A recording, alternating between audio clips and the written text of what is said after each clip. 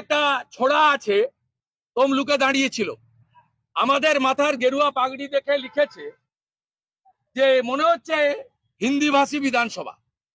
এরা এইসব চাষ করে, এরা সনাতনীদের হিন্দি ভাষী বলে, বাংলা ভাষী বলে, কখনো মুসলমানদের বলে না। এরা উর্দুতে কথা বলে, এরা বাংলায় কথা বলে। এরা উর্দু স্পিকিং মুসলিম, এরা বাংলা স্পিকিং মুসলিম।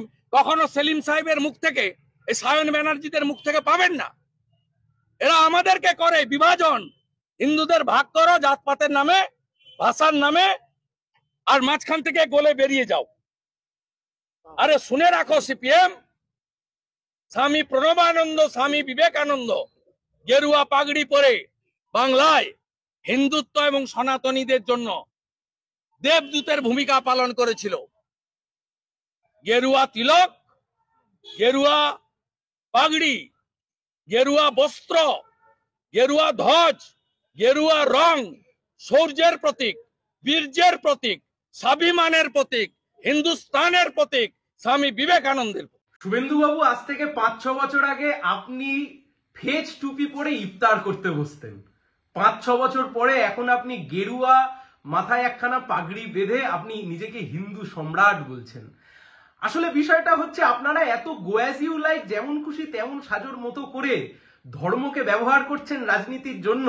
তাই জন্য বাংলার মানুষও মাঝে মাঝে কনফিউশনে পড়ে যাচ্ছে। কার সাথে কার তুলনা করছেন? স্বামী বিবেকানন্দের সাথে তুলনা করছেন।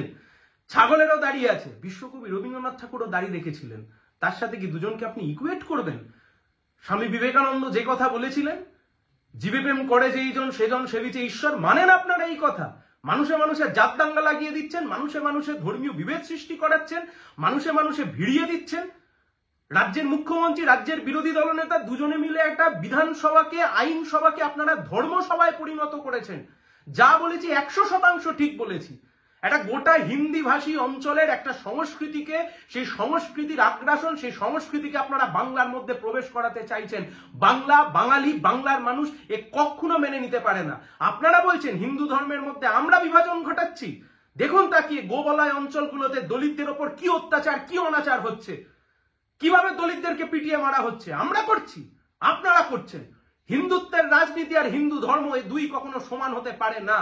হিন্দুত্বের রাজনীতি করতে গিয়ে, উচ্চ বর্ণের হিন্দুত্বের রাজনীতি করতে গিয়ে গোটা বিজেপি শাসিত হিন্দি বলয়ের অঞ্চলগুলোতে যেভাবে দলিতদের ওপর অত্যাচার হচ্ছে, পারবেন এর দায় নিজেকে অস্বীকার করতে?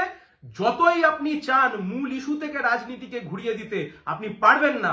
আপনি বলেছিলেন কালীঘাটের ভাইপোকে জেলের ভাত খাওয়াবো। চোখ খুলে তাকিয়ে দেখুন, কালীঘাটের ভাইপো তো ছেড়ে দিন, কালীঘাটের কাকু আজকে জামিন পেয়ে বাইরে চলে এসছে।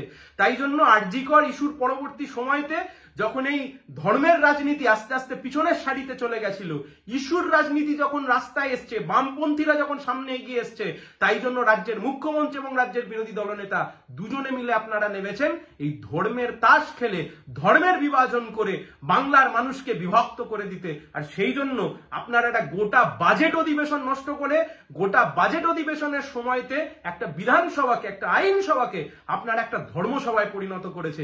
ধিক্কার জানাই আপনাদেরকে।